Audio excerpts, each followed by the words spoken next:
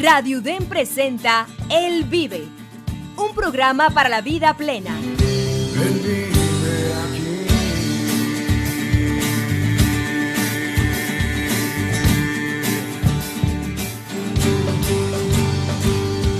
Al aire.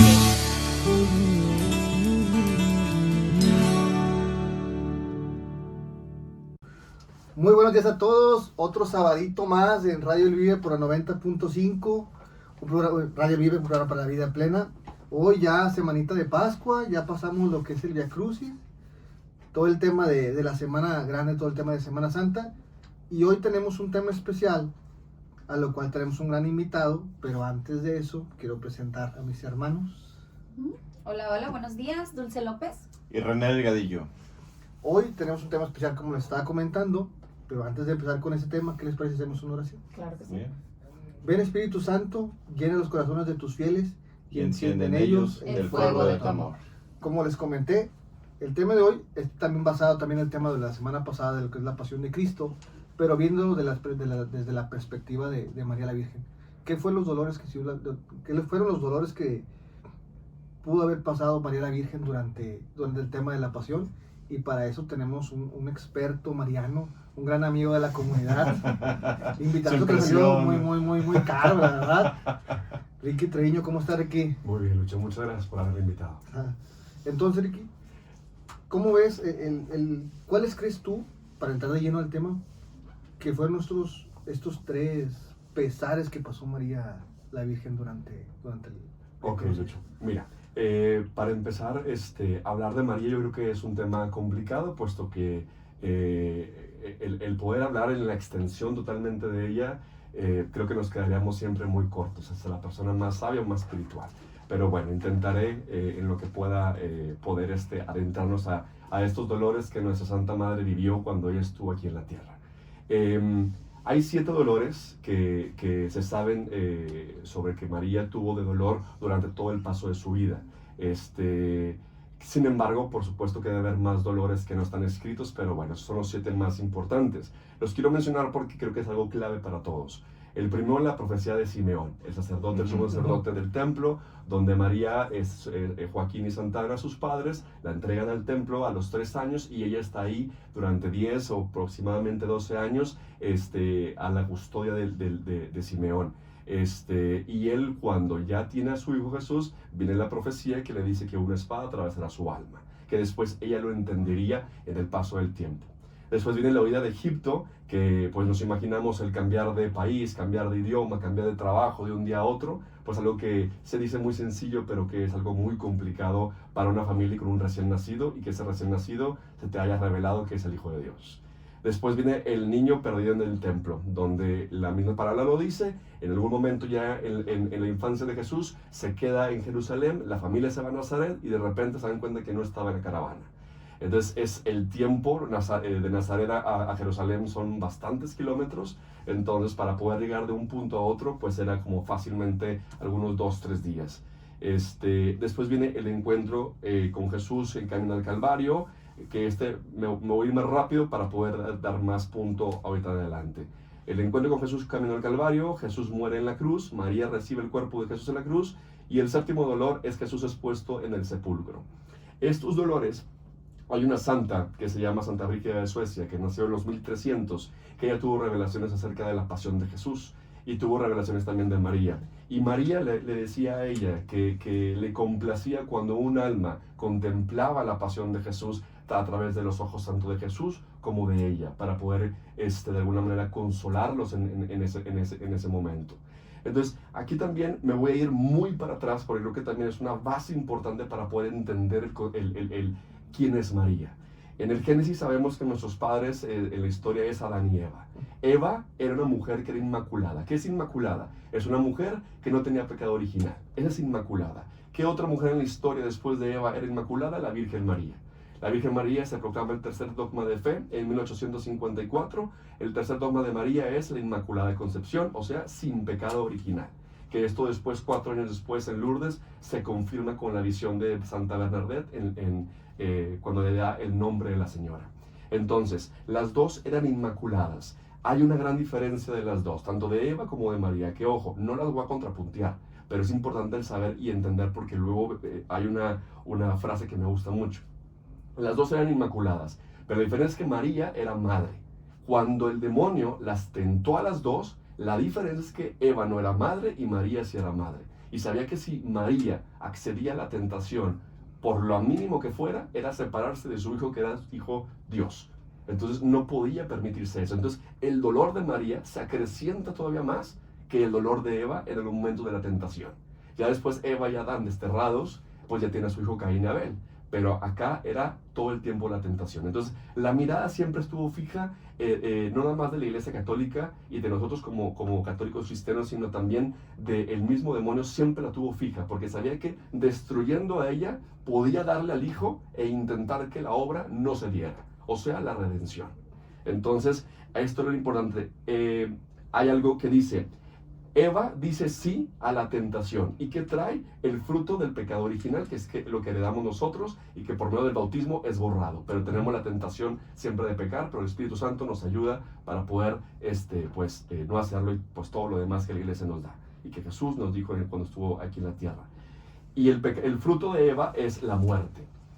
María dice sí al ángel Gabriel en la anunciación. En la anunciación es cuando inicia el nuevo evangelio. El nuevo evangelio inicia en la anunciación a la Santísima Virgen, que ella va a ser la madre de Jesús, la madre de Dios Hijo. Entonces, por su sí, da un fruto. Y ese fruto es el bendito fruto de su vientre.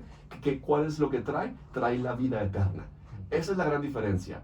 Eva trajo el fruto del pecado original y muerte. María trajo el fruto bendito de su vientre y trajo la vida eterna. Y trajo a Cristo que da la redención. Esa es la gran diferencia de las dos. Por eso hay una imagen de ellas dos donde está María, donde las pintan, y María la está como sosteniendo a Eva. No para contrapuntearlas, sino para recordarle que la historia no termina en la caída, sino en la redención. ¿Qué es la redención? Es el acto de liberar, salvar o recuperar algo o alguien mediante el pago de un precio. En el contexto religioso es Jesús libera a la humanidad de la esclavitud del pecado. ¿Y cuál es la frase que quiere decir en ellas dos? Es que donde abundó el pecado, sobreabundó la gracia.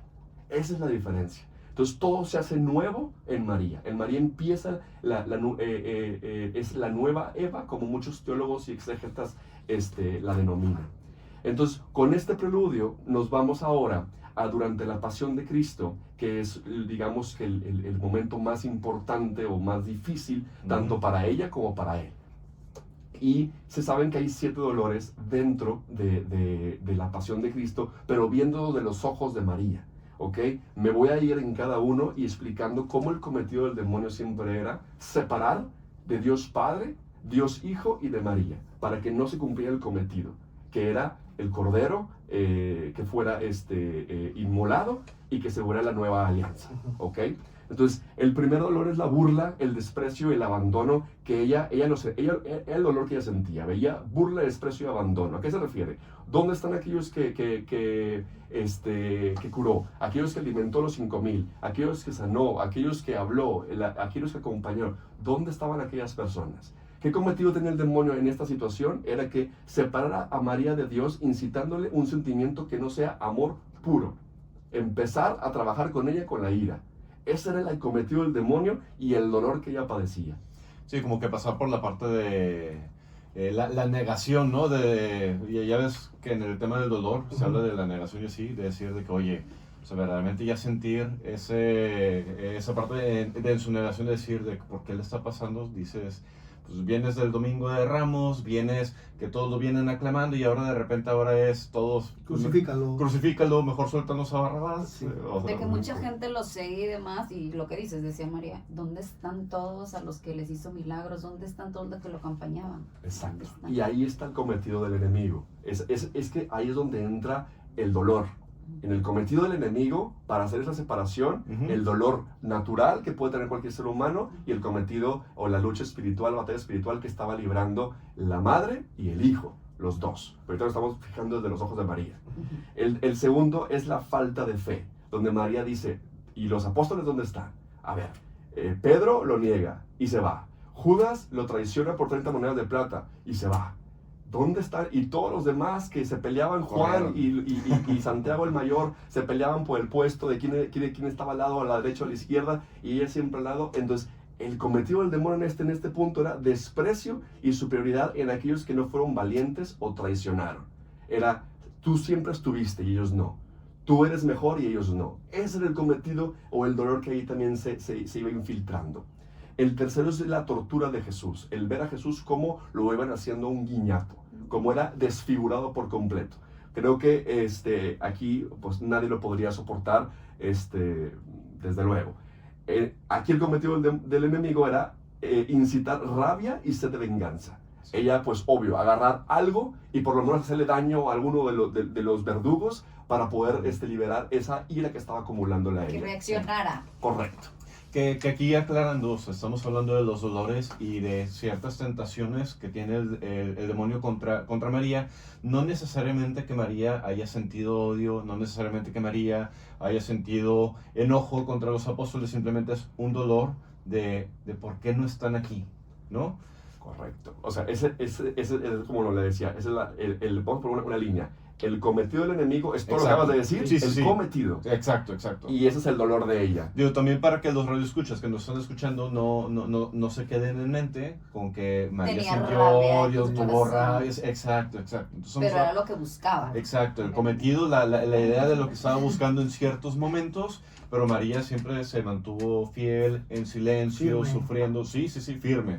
Acordémonos que a veces el demonio ataca de muchas formas y es demasiado sabio. Y una de las formas como ataca es en la obsesión en la mente. Entonces, y nosotros cuántas veces no caemos y en creer lo que pensamos o lo que vienen esas voces y creer que eso es verdad. Entonces podemos suponer que todo esto le susurraba de alguna forma con esa batalla espiritual interna, pero no lo hacía, no lo llevaba a cabo. Por eso es que María es santísima. Se mantuvo. Se mantuvo Sí. con el dolor que cualquier humano puede sentir. No porque sea inmaculada significa que no sufrió más o no. Sufrió el triple. Porque aparte era su hijo y aparte, o sea, seguía siendo humana. Una cosa es que no tenga el pecado original, que eso únicamente fue por obra y gracia de Dios. Un don gratuito que Dios le quiso dar a ella porque quiere Dios, porque es su voluntad divina. Después, el cuarto dolor es la impotencia. La impotencia de ver a tu hijo que está muriendo y no puede hacer absolutamente nada. Y sabes que se va a morir. O sea, es la tentación de que María sintiera impotencia. Exacto, que se sintiera fracasada e impotente. Ok. Como si el demonio le dijera, ¿de qué ha servido todo lo que has hecho? Todo lo que has dado, sacrificado, todo, ¿para qué? Sí. Se va a morir tu hijo. Entonces, ese era el juego macabro que el demonio le incitaba internamente a ella. Y esa lucha espiritual.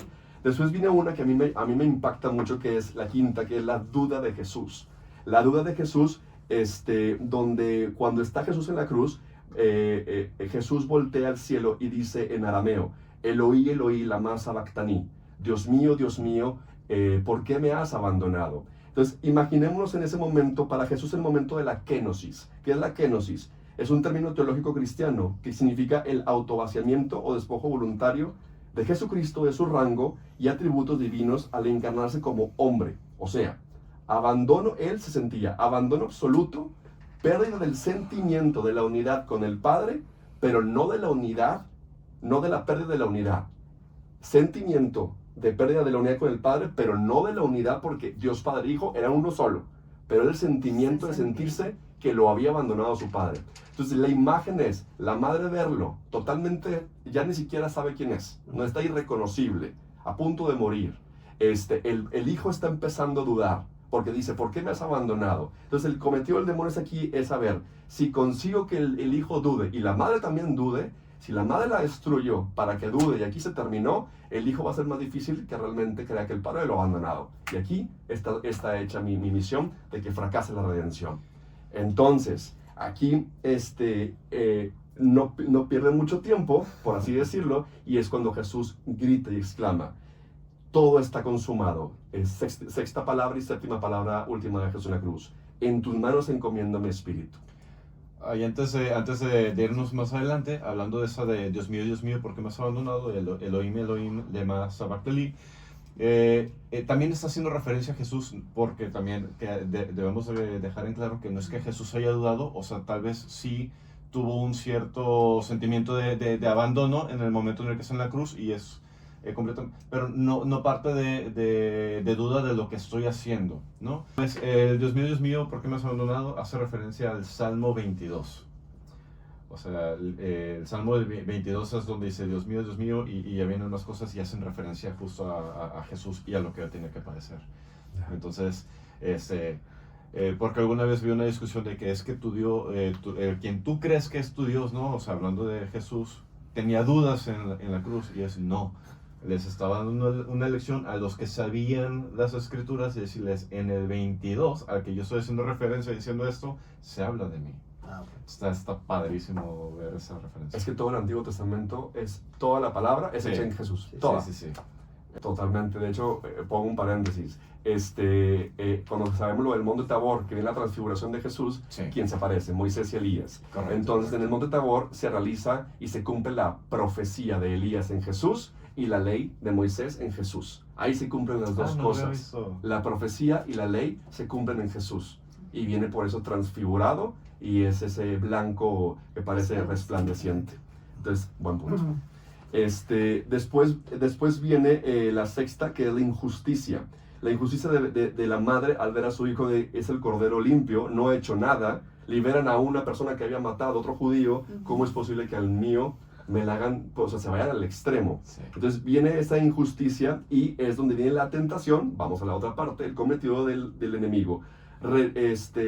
Violencia a los hechos, o sea, ten ira. Aquí el demonio quería conseguir que ella tuviera odio y que todos los cometidos previos que acabo de mencionar destruyeran para ella esa unión que había entre el hijo y la madre, y aparte que el hijo tuviera más debilidad y realmente pensara, porque recordemos, Jesús es completamente hombre, completamente Dios. Dos personas en uno solo. Es algo que a lo mejor humanamente nuestro conocimiento es difícil poderlo entender, por eso también es como un tipo dogma, o es un dogma, creo. Pero aquí es esa injusticia donde ella le podía haberla sentido, y el cometido del enemigo es hacerla tener ira para poder separar esa unión.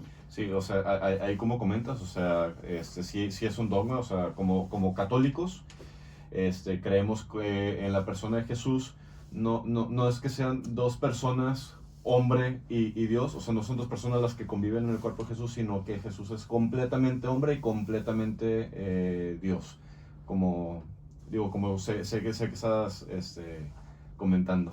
Sí. ¿Cómo vamos con el tiempo, Lucho? Muy bien, te falta, podemos una hora más, Ricky. No tengo tanto. Es un programa pequeño, pero Dale. Venimos así, Ricky. Me digo medio rápido para Está no bien, decir todo lo que traigo. todavía vamos. Ok, Bien. muy bien. Entonces después viene el séptimo y el último dolor dentro de la pasión de Jesús. Acuérdense que los 7 que acabo de decir es desde la mirada dentro de la pasión de Jesús, o del Vía Crucis. Los otros son los 7 dolores, pero de toda la vida de María, por así decirlo. Entonces el séptimo es denominado el dolor de la división. O sea, ella empieza a ver que los apóstoles divididos, uno se arrepintió pero volvió, el otro se arrepintió, hubo remordimiento pero no se arrepintió y se quitó la vida, y empieza como que y luego los que lo habían decidido, que justo como dijeron ahorita, en el Domingo de Ramos, alabándolo y todo, y de repente son los mismos que lo estaban acusando. Entonces era una incongruencia que pudo haber sentido, y decir, ¿dónde está esto? Entonces el cometido del demonio era susurrarle al oído y decirle, mujer, renuncia a defender el depósito doctrinal de tu hijo, porque tu hijo ha fracasado. Todo lo que él ha hecho en la vida pública fracasó, y más tu mujer, porque la que dijo pensar que vio a un ángel y que todo esto es mentira. Es un nombre más. Exacto. Y todo lo que tú hiciste, todo te lo inventaste. Entonces, imagínense eso teniendo a tu hijo ya muerto en tus brazos, y pensar todo ese que el demonio sigue. Porque recordamos que hasta la resurrección es cuando se culmina ese cordero que es inmolado, y se hace el nuevo pacto de la alianza con la humanidad. Con Jesús se hace. Entonces, pero sin embargo, aquí María, hay un momento muy importante. Hay un momento muy importante donde Jesús le dice a María, a María y a Juan. Juan, recordemos que es el único apóstol, el único discípulo que está junto a la madre. Y en una de sus últimas palabras, dice, mujer, es la tercera palabra que le dice Jesús en la cruz a María y a Juan. Mujer, ahí tienes a tu hijo. Juan, ahí tienes a tu madre. Entonces, en el momento de todo el dolor que la madre pudo haber sentido, ni siquiera, si no entendemos el dolor de la madre, mucho menos no entenderemos el dolor del hijo. Porque el dolor del hijo, dicen muchos teólogos, que el dolor espiritual del hijo era desde el momento que fue concebido. Es un dolor que, por eso es que tuvo la denominada hematidrosis, o sea, el sudar sangre en el Getsemaní, porque vio todo lo de atrás, todo lo del presente y todo lo que va a ser hasta el fin del mundo, donde él iba a entregar su vida para el perdón y para la nueva alianza. Entonces era tanto el peso que el máximo nivel de estrés lo llevó a sudar sangre. Entonces, en el momento que le dice Jesús a María y a Juan, ahí es donde Jesús encomienda en la persona de Juan a todos los hombres, o sea, a ti, a ti, a ti y a mí. Ahí Juan sube al Calvario como apóstol, pero baja como hijo de María, dándole el nombre Jesús. Entonces, por eso es que María se nos da como madre, un madre de todos los hombres. Entonces, ahí hay tanto que se puede desmenuzar de cada palabra, de cada situación. Entonces, estos son realmente los 7 dolores importantes o más que se pueden apuntar. Y después, pues bueno, se sabe que Jesús muere. En el momento que muere en la cruz, hasta los 50 días, viene el Pentecostés, que es que viene el Espíritu Santo, y ahí uno se da cuenta como ella, pudiendo sentir todo lo que previamente ya les dije, no lo hizo, y siempre unió como madre a los apóstoles. El 12º apóstol que se había quitado la vida, agarran a otro, no sé cómo fue, pero era Matías, y es el 12º apóstol, y en el momento del Pentecostés a los 50 días viene el Espíritu Santo, una llama de fuego se posa en cada uno y empiezan a hablar en todos los idiomas. ¿Por qué? Porque Jesús dijo a ellos, vayan hasta los confines del mundo y prediquen la palabra. Y cuando en Jerusalén se juntaron los apóstoles, que tenían miedo, porque pues también podían acabar como Jesús, había mucha gente que no solamente era judíos, había gente también de otras partes, aledaña, que hablaban otros idiomas. Y los idiomas que el Espíritu Santo pudo darles a cada apóstol eran justo los que estaban afuera. Por eso empiezan a predicar en tantos idiomas y ahí inicia la evangelización. Y de hecho es una muy buena fecha, porque precisamente Pentecostés viene porque justo vienen de pasar 7 semanas, que son 49 días, y el día número 50 es Pentecostés, por eso la parte de Pente. Y entonces era una celebración que la verdad los judíos lo tenían más así como para agradecer el tema del cultivo. Creo que traía connotaciones alrededor del cultivo y darle gracias a Dios por pues por el cultivo, y no quiero llamar la abundancia, pero todo. Dice la festividad de los judíos. Sí. El Shavuot, creo que era el Shavuot, algo así. Era una festividad sí, es una festividad que coincidía y tenía de hecho, era tradición que todos tenían que volver otra vez a Jerusalén, y por eso pues viene gente de Galilea, viene gente de Samaria, entonces había, como dice variedad, o sea, gente, judíos de todos lados, pues, una variedad de idiomas. Correcto, así es. Entonces aquí vemos, o sea, concluyendo, vemos que la maternidad de María pues fue dolorosa. Fue algo muy complicado y durante toda la vida de muchas dudas, pero siempre creer, siempre el sí, siempre la humildad, como ella se autodenominó. Yo soy la esclava del Señor, hágase lo que tú has dicho. Sí. Entonces ella siempre sometiéndose a todo momento. Entonces aquí nuestra Santísima Madre siempre sostuvo a su hijo durante los momentos más complicados, nunca protagonizando, nunca estando adelante, siempre ella callada y diciéndole a su hijo, haz lo que tengas que hacer, yo estoy a tu lado hasta el último momento. Por eso es un comentario personal. Cuando dicen, es que María no es corredentora, perdónenme, yo sí pienso, María sí es corredentora. Porque, ojo, redentor solo Cristo. Sí. Y Jesús lo dijo, solamente se va al Padre a través de mí. Eso es totalmente correcto. No me puedo salir de, no, como dice, no le puedes poner ni punto ni coma a la escritura.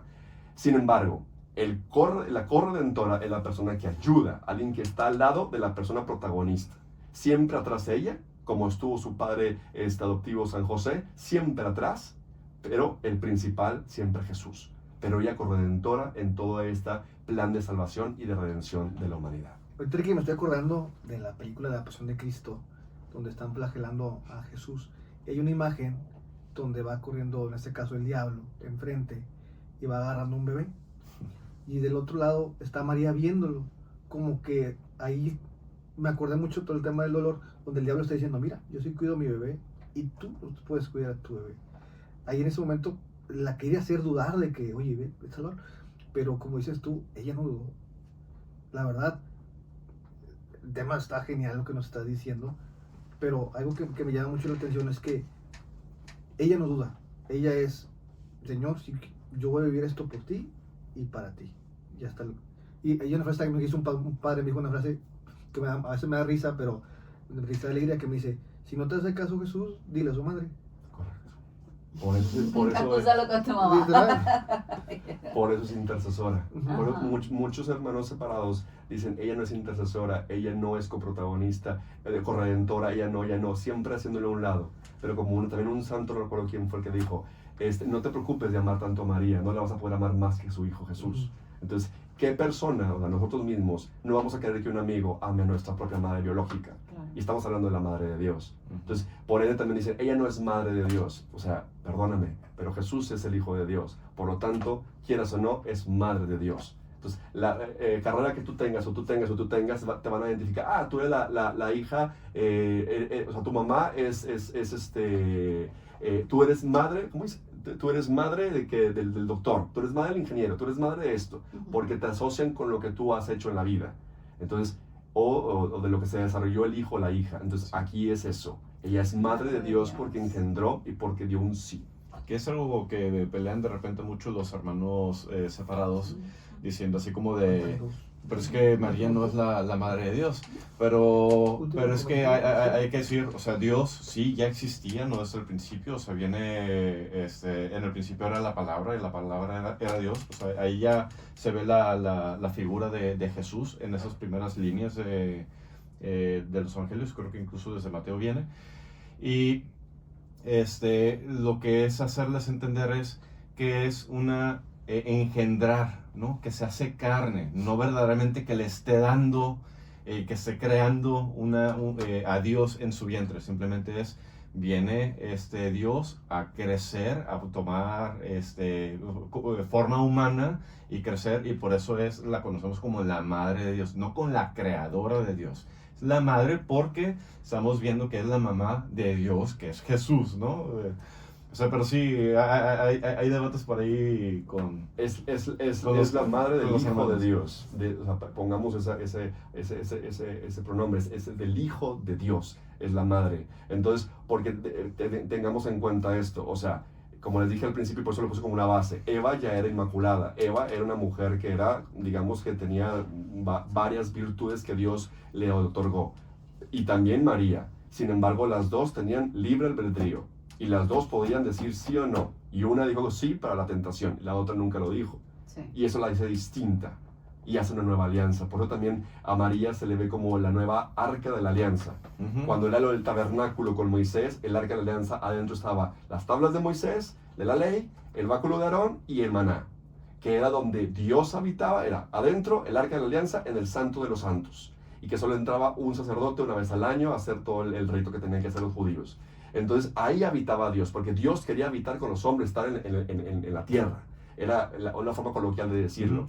Y en esto con María, María se convierte en el nuevo tabernáculo, Sí. pero en Dios habitando en su vientre, fruto bendito de su vientre. Y es muy interesante que dices que la nueva Eva, como vemos a Eva como el pecado porque accedió ante esta tentación, y como María fue tentada tantas veces como mencionas, todos estos dolores, cómo sufrió en silencio y no accedió. siempre guardando como esta compostura y confiando en el plan de Dios, en lo que le habían dicho a ella, en lo que Dios se manifestó así, en lo que le decía a ella, y en creer, Él es el Hijo de Dios, aún viéndola ahí desfigurado, aún viendo cuando Jesús dice él, ¿por qué me has abandonado? ¿Por qué todo? Aún viendo, como dice Lucho, como lo ven representativo, ¿no? De que ves al diablo, y ella dolorosamente sufriendo en silencio, no tuvo miedo y confió en Dios. Aceptó lo que tenía que aceptar y amó desde el sufrimiento.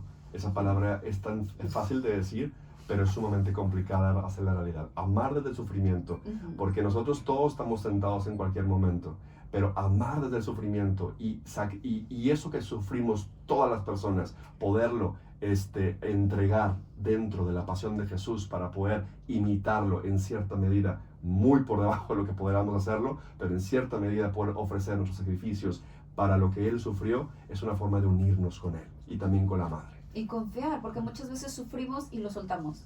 Correcto. Si empiezas a sufrir, no, ya no lo quiero, ya no. Y María nunca hizo eso. Por eso es que se siempre rindió. hay que buscar a la Madre, buscar al Hijo Jesús, o sea, agarrarnos de las herramientas que tenemos, y que ella muchas veces en apariciones marianas nos dice las herramientas que tenemos al alcance, y que Jesús en la Biblia, pues sabemos que tú hablas la Biblia y nos está hablando hoy en día y entiendes cosas siempre diferentes, algo que fue dicho hace más de 2000 años y que todavía es una palabra viva.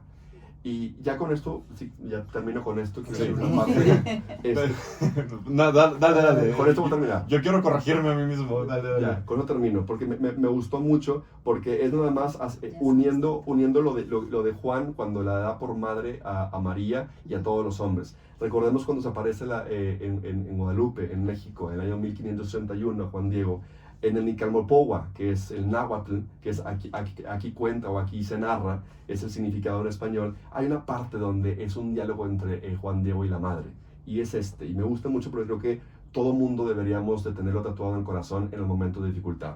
Dice: escúchalo y ponlo en tu corazón, hijo mío el menor, que no es nada lo que te espantó, lo que te afligió, que no se perturbe tu rostro, tu corazón, no temas esta enfermedad ni ninguna otra enfermedad, ni cosa punzante y aflictiva. ¿No estoy yo aquí, que tengo el honor y la dicha de ser tu madre? ¿No estás bajo mi sombra y resguardo? ¿No soy yo la fuente de tu alegría? ¿No estás en el hueco de mi manto, en el cruce de mis brazos? ¿Acaso tienes necesidad de otra cosa? Eso nos dice María siempre. Con esta frase cerramos, qué frasezota, ¿no? La verdad cerramos el tema de María. Ricky, muchas gracias por acompañarnos. Créeme que quisiéramos tener 3 horas para seguir platicando de esos temas, los pesares. La verdad es un tema que a mí en lo particular ya lo había tenido contigo en un tema de misiones. Te agradecemos que nos hayas acompañado en esta media hora de Radio El Vive. Nos despedimos, ya se nos acabó lo que es el tiempo. Nos despedimos a nombre de Luis Castillo, Dulce López, René Delgadillo, Ricardo Treviño. Muchas gracias. Escúchenos el próximo sábado por el 90.5. Esto fue Radio El Vive y juntos somos el eco de tu voz. Él vive aquí. Él vive aquí. Hasta aquí tu programa, El Vive. Te esperamos en la próxima emisión en Radio UDEM.